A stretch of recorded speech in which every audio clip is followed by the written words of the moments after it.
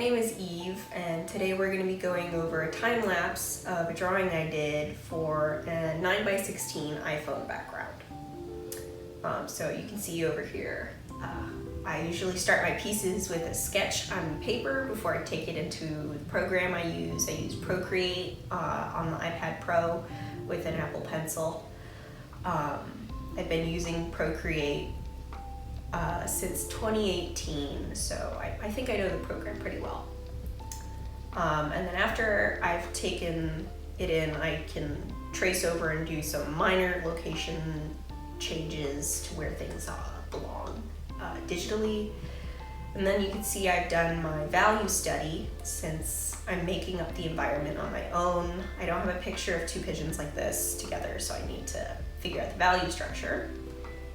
And then all these little color swatches, I'm going in and I'm choosing my color palette. I usually have at least 100 reference photos off to the side on a Pinterest board to help me make these colors because I want the light to look believable. And that takes a lot of coordination and a lot of reference. So starting off here, now we're in what I like to call the color block-in stage. This is a great time to go in and fix your mistakes. There's a lot of room for changes because, you know, like I took out the basket, the flower basket entirely in the top left corner because everything's just blobs. It doesn't matter if you take it out because there's none of the like final texture or line in there. You're just kind of starting to put the shapes in where they're eventually going to end up to be, you know.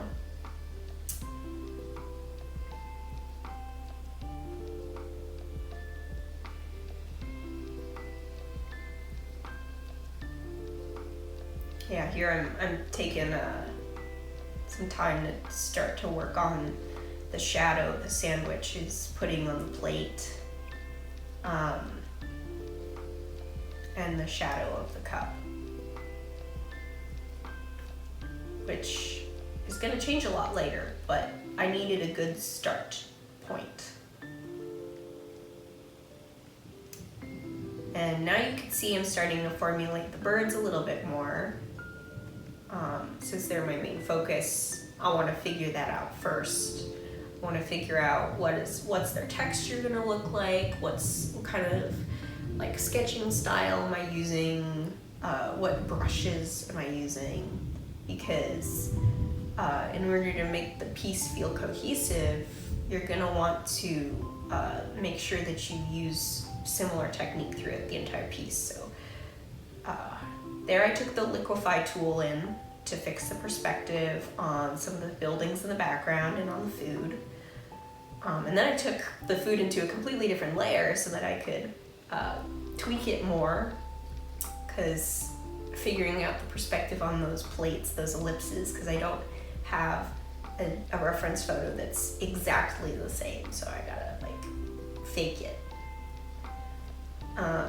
And it's entirely okay to go in and alter something or even take it out after you've worked on it for a long time. A good artist can recreate anything they've made in the past unless there's some element of randomness like in traditional media, but digital media, there's very little randomness. And if changing something makes your piece stronger, then you should do it. You shouldn't sacrifice the integrity of the piece just because you spent a long time on one part of it.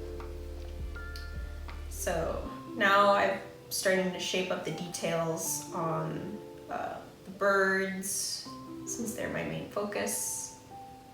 I want my most crisp edges to be on them so that they stand out as clear to the viewer. Kind of like how you have like the focus on a camera. If you look in usually the focus of a piece of photograph will have the clearest edges, and then everything else will slowly get softer and softer as you get away from the main focus.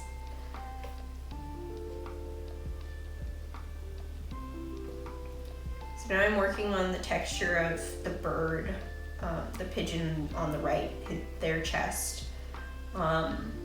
because texture is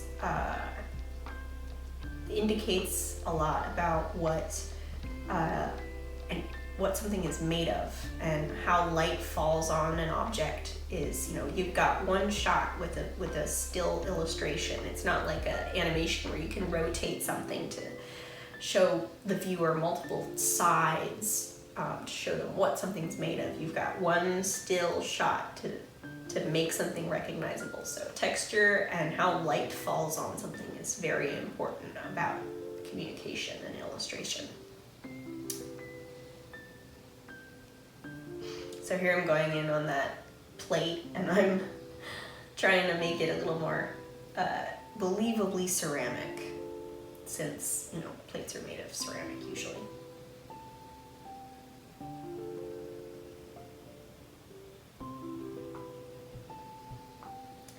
Then I go in and I change the shadow inside the cup so that it's more believable that it's a three-dimensional object, that there's a hole in it.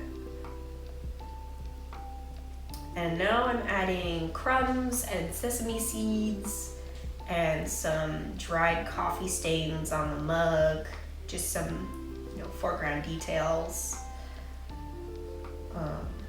Some texture on the table and the chair, some light reflections on the pigeon, and then I go in with the color dodge tool and I'm adding light over my paint layer, just to make things pop and really sell which direction the light is coming from.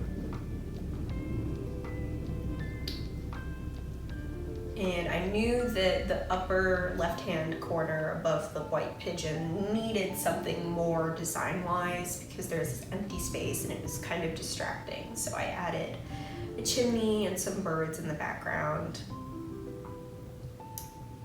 And here I'm figuring out my signature, and I put it in the left-hand bottom corner where I left a space for it, straighten out some final details, and then I'm done.